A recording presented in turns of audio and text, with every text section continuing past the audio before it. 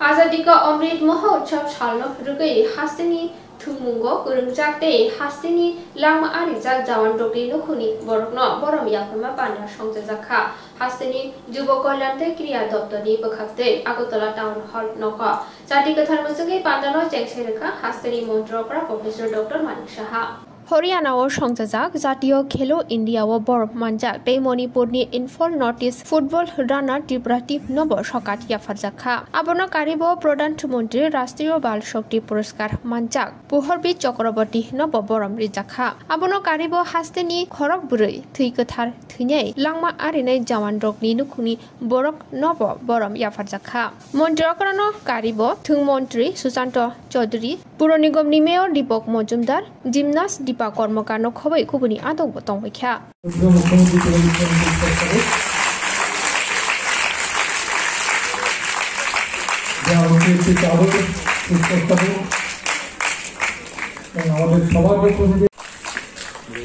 এরপর কেলিজা সিনহা আঙ্কা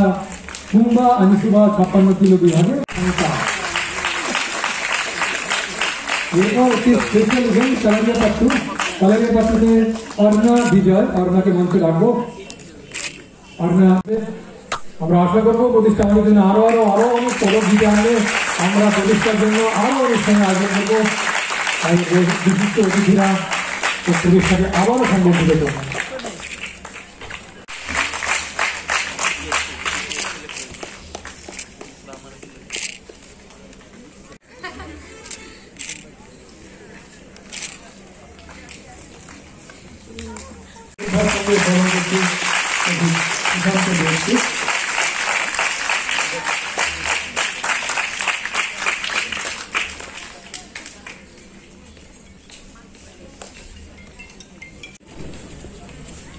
আমাদের ত্রিপুরা সরকারের পক্ষ থেকে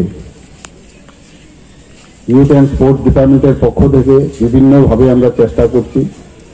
ইনফ্রাস্ট্রাকচার ডেভেলপমেন্ট যেন বেশি পরিমাণে হয় এবং যাতে করে আমাদের এখান থেকে ট্যালেন্টের অভাব ত্রিপুরাতে কোনো সময় ছিল না শুধুমাত্র ইনফ্রাস্ট্রাকচারের কারণে অনেক সময় সেইভাবে তারা নিজেদের প্র্যাকটিস করতে পারেনি এখানে দীপা কর্মকার উপস্থিত আছেন যখন আমি স্পোর্টস কাউন্সিলের সেক্রেটারি ছিলাম প্রায়শই সে বাইরে যেত বোম্বেতে যেত দিল্লিতে যেত তো কি ব্যাপার ওখানে যে আমাদের ফোম পিটের এখানে অ্যাভেলেবিলিটি ছিল না ওর বাবাও এখানে উপস্থিত আছেন ওর গুরুও এখানে উপস্থিত আছেন তো প্রায়শই বলতো তখন সেই ফোম পিটের ব্যবস্থা যদিও ওর থ্রুতে এটা হয়েছে স্পন্সরশিপ আমরা পেয়েছি কিন্তু সেটা কিন্তু আমরা ওটা ব্যবস্থা করতে পেরেছি ফোম পিট থাকলে কি হয় যে জাম্পটা দেয় সেই জাম্প অনেক উপর অব্দি দিতে পারে যাতে পড়লে কোনো অসুবিধা না হয় তো তাতে করে ভয়ের যে বিষয়টা সেই ভয়টা থাকে না এবং সত্যিকারের অর্থে ওর মধ্যে ডেভেলপমেন্টটা আরো বেশি হয় সেটার যেটা এখানে উপস্থিত আছে নিশ্চয়ই তার সুযোগটা ও পেয়েছে পরবর্তী সময়ে অস্মিতা বা এবং অন্যান্য সবাই এই সুযোগটা পাচ্ছে এখন ইনফ্রাস্ট্রাকচার একটা উদাহরণ দিলাম এখানে আমাদের আরসিসির মধ্যে ব্যাডমিন্টনেরও কোর্ট সম্পন্ন হয়নি সেটারও ব্যবস্থা তৎকালীন সময়ে আমরা করেছি বক্সিং রিং এর সেটাও কমপ্লিট করতে অসুবিধা হচ্ছিল কিন্তু ওই সময় আমরা সেটাও করলাম তাছাড়া অন্যান্য আরো যেসব বিশেষ করে টেবিল টেনিসের যে হল সেটাকেও আমরা সম্পন্ন করলাম আর জিমন্যাস্টিক্সে প্রায় তৎকালীন সময় 35 লাখের আমাদের তহবিল থেকে আমরা বিদেশ থেকে সমস্ত ইনস্ট্রুমেন্ট আমরা এনে দিয়েছি তা আমাদের উদ্যোগ ছিল চেষ্টা ছিল এখনো আছে আর এখন আমাদের সামনে আপনাদের সামনে একটু আগে যে বক্তব্য রাখলেন আমাদের ইউথ এন্ড স্পোর্টস এর মাননীয় মন্ত্রী ওনার মধ্যে আমি দেখেছি যে উদ্যোগ উনি চেষ্টা করছেন খেলাধুলাকে সামনের দিকে যেন এগিয়ে নিয়ে যায় এবং ইনফ্রাস্ট্রাকচার শুধু ডেভেলপমেন্ট করলেই চলবে না আমাদের কোচদেরও কিন্তু সেই পরিমাণে আরো বেশি শিক্ষিত হয়ে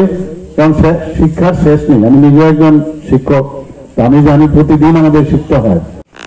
ওনাদেরকে এই ব্যতিক্রমী অনুষ্ঠান বলেছে, সত্যিকারের অর্থে আক্ষরিক অর্থে এটা একটা ব্যতিক্রমী। ওনাদেরকে এখানে সম্বর্ধনা দেওয়া হয়েছে এবং যারা পুরনো ক্রীড়াবিদ এবং নতুন যারা ত্রিপুরার সম্মান কুড়িয়েছে সারা ভারতবর্ষে এবং বিদেশ থেকে, তাদেরকে আজকে সম্মান এখানে দেওয়া হবে।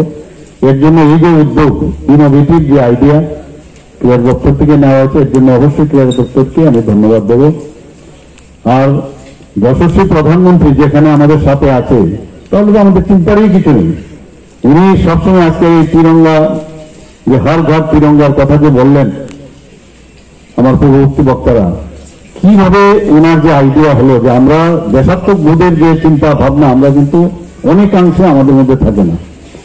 এটা ফর্মাল আমরা করি, কিন্তু এখন আজকে 3 দিন 13, 14, 15 প্রতিটা ঘরে বলছেন কি যে আমাদের এই তিরঙ্গা পতাকা আমাদের লাগাতে হবে। তার মাধ্যমে কি হয়, দেশাত্মক বোধের যে ভাবনা চিন্তা সেটা কিন্তু জাগ্রত হয়েছে আমাদের মধ্যে। তো এই যে প্রোগ্রাম এবং আজাদী কা অমৃত মহোৎসবে এই যে অমৃতকালে এই ধরনের একটা অনুষ্ঠানও আপনারা যে ইনোভেটিভ আইডিয়া আপনাদের মধ্যে এসছে, এর জন্য অবশ্যই আমি ধন্যবাদ দেব সবাইকে উপস্থিত এখানে যারা আছেন এবং যারা আজকে সম্বর্ধিত হবে ক্রীড়াবিদদের, সবাইকে আমি ধন্যবাদ জানাচ্ছি এবং অভিনন্দন জানাচ্ছি এবং যারা শহীদ পরিবার থেকে এসেছেন ওনাদের ফ্যামিলির প্রতি আমার সম্মান এবং প্রণাম জানিয়ে আমি আমার বক্তব্য এখানে শেষ করছি। নমস্কার।